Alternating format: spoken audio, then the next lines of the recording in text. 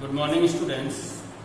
In this video, we are going to discuss a very important topic, that is Newton's laws of motion. तो sir Isaac Newton ने in 1642 systematic study किया motion का, और जो Galileo के ideas थे उनको एक्सटेंड किया, और गैलीलियो के आइडिया को एक्सटेंड करके उन्होंने 3 लॉज बनाए, and that was known as Newton's laws of motion. So Newton's first law of motion, Newton's second law of motion and Newton's third law of motion. We will discuss more about all these 3 laws: Newton's first law, Newton's second law, and Newton's third law. Now, let us start with Newton's first law of motion. According to Newton's first law of motion, every body continues its state of rest or of uniform motion in a straight line unless it is compelled by some external force to change that state. इस definition का हम लोग मतलब समझें students. Newton's के first law को हम लोग 3 पार्ट में स्टडी करते हैं. ठीक है. फर्स्ट पार्ट ये बताता है कि if a body is at rest, it will remain at rest until the external force is applied on it. That means कि स्टूडेंट्स अगर कोई बॉडी रेस्ट में है तो वो रेस्ट में ही रहेगी जब तक कि कोई एक्सटर्नल फोर्स उस पर हम लोग अप्लाई ना करें. फॉर एग्जांपल, किसी भी ऑब्जेक्ट को हमने प्लेस कर दिया टेबल पे, तो वो बॉडी जब तक हम लोग डिस्प्लेस ना करें वो रेस्ट में ही रहेगी. क्लियर है students? Second part of the Newton's first law states that if a body is moving with uniform speed, then it will continue with the same speed until an external force is applied on it. That means कि कोई भी body अगर किसी speed से, particular speed से move कर रही है तो वो सेम स्पीड से मूव करती रहेगी जब तक कि कोई उस पर एक्सटर्नल फोर्स न लगाया जाए. स्टूडेंट्स, यहाँ पर कॉन्ट्रेरी है डेली लाइफ में. जैसे हम लोग देखते हैं, जैसे कोई बॉल मूव कर रहा है और मूव करते करते करते स्लो डाउन होकर के वो स्टॉप हो जाता है. तो स्टूडेंट्स, उस बॉल पे जो एक्सटर्नल फोर्स लगता है वो फ्रिक्शन का फोर्स होता है. ठीक है. As we know, the friction force is always opposite to the motion.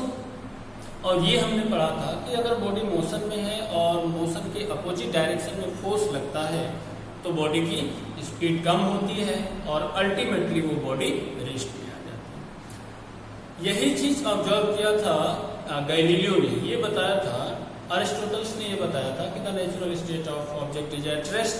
उन्होंने ये बताया कि natural state of object is uniform motion. अगर बॉडी यूनिफॉर्म मोशन में है तो वो सेम स्पीड से मूव करती रहेगी अगर कोई एक्सटर्नल फोर्स न लगे तो. थर्ड पार्ट है students Newton's first law of motion का. If a body is moving with the uniform speed in a straight line, that it will move in same direction until the external force is applied on it. अगर मतलब ये है कि अगर कोई body किसी particular speed से किसी पार्टिकुलर डायरेक्शन में मूव कर रही है तो वो सेम डायरेक्शन में मूव करती रहेगी जब तक कि कोई उस पर एक्सटर्नल फोर्स ना अप्लाई किया जाए.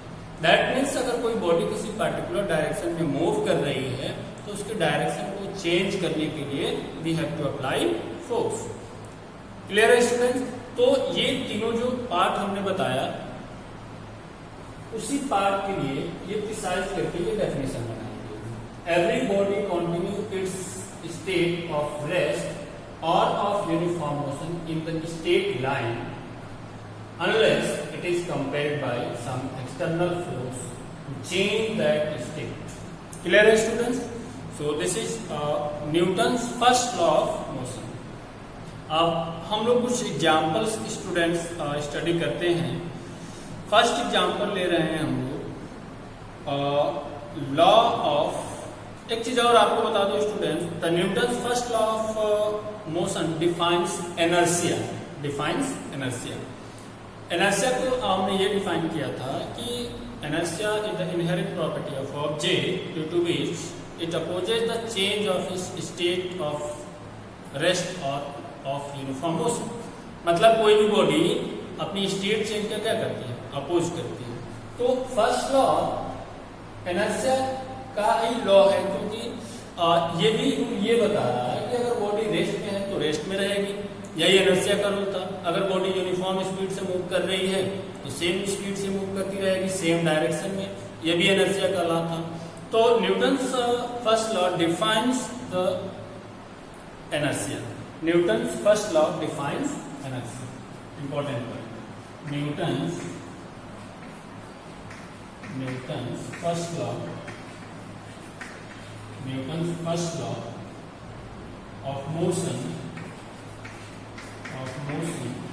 defines inertia.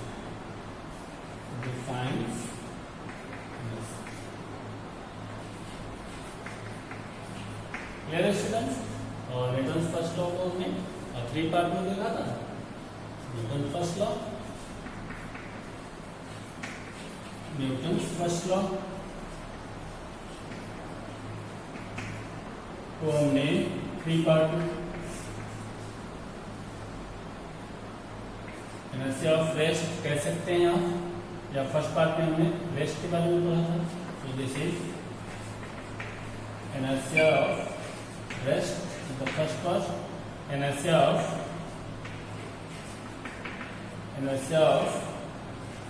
Motion, and third one inertia of direction.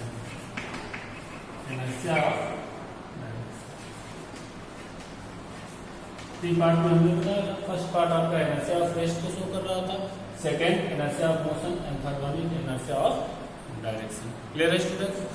चलिए कुछ एग्जांपल्स हम लोग डिस्कस करते हैं. सबसे पहले इनर्शिया ऑफ रेस्ट की बात करें. According to inertia of rest, if a body has rest it will remain at rest until the external force is applied on it. Clear है स्टूडेंट्स? एग्जाम्पल है, when a horse suddenly starts running, the rider falls backward. Clear है students? कोई भी horse है और उस पर rider है और horse initially at rest. Clear है स्टूडेंट? जब हॉर्स आगे की ओर मूव करता है तो उस पर जो राइडर्स होता है वो पीछे की ओर आता है. रीजन ये है कि इनिशियली राइडर्स क्या है, रेस्ट में है. तो रेस्ट में है तो रेस्ट में रहना चाहेगा, और हॉर्स आगे की ओर मूव कर रहा है तो रेस्ट में मेंटेन होने के लिए बैकवर्ड डायरेक्शन में मूव करता है. सेकेंड एग्जांपल है students, a dust is remove from the hanging carpet bye beating it with a stick. जैसे कोई कारपेट है और उसमें डस्ट पार्टिकल्स हैं, तो डस्ट पार्टिकल्स कारपेट को हम लोग बीट करते हैं तो डस्ट पार्टिकल्स बाहर आते हैं. तो स्टूडेंट जब भी हम लोग स्टिक से फोर्स अप्लाई करते हैं कारपेट पे, तो कारपेट मोशन में आ जाता है और डस्ट पार्टिकल रेस्ट में रहते हैं. तो डस्ट पार्टिकल रेस्ट में रहते हैं तो रेस्ट में रहना चाहते हैं, और कारपेट मोशन में आ जाता है. तो डस्ट पार्टिकल्स इनर्शिया को मेंटेन करने के लिए वो रेस्ट में रहते हैं, और ब्लैंकेट और कारपेट और डस्ट पार्टिकल सेपरेट हो जाते हैं, और ग्रेविटी की वजह से वो डस्ट पार्टिकल रिमूव हो जाते हैं. इसी तरह से अगर हम लोग एग्जाम्पल लें इनर्शिया ऑफ मोशन का, तो when a horse running fast suddenly stop, the rider is thrown forward. जैसे घोड़ा दौड़ रहा है और सडनली अगर वो हॉर्स स्टॉप कर जाए तो उस पर जो राइडर्स है वो आगे की डायरेक्शन में मूव करता है. रीजन ये है कि जब हॉर्स रनिंग सिचुएशन में है उस समय राइडर्स भी उसके साथ अटैच है तो मोशन में है. जब हॉर्स रुकता है तो राइडर्स मोशन को मेंटेन करना चाहता है, जिसके वजह से वो फॉरवर्ड डायरेक्शन में मूव कर जाता है. इनर्शिया ऑफ डायरेक्शन का भी हम लोग एक एग्जाम्पल ले सकते हैं स्टूडेंट्स. जब भी हम लोग टर्निंग पे टर्न करते हैं उस समय हम लोग अपोजिट टू टर्न हम लोग बेंड होते हैं, क्योंकि जिस डायरेक्शन में हम लोग जा रहे होते हैं उसी डायरेक्शन में हमको जाने का इंटेंशन होता है. बट हम लोग जब बैक अपोजिट डायरेक्शन में मूव करते हैं, टर्निंग मूव करते हैं, तो इनर्शिया कर्व ये कहता है अपोज करता है उसका, और अपोज करने के लिए आप उसके अपोजिट डायरेक्शन में बेंड करते हैं। तो ये कुछ एग्जांपल्स हैं students regarding Newton's first law of motion. So we will discuss second law of motion in next class. Thank you.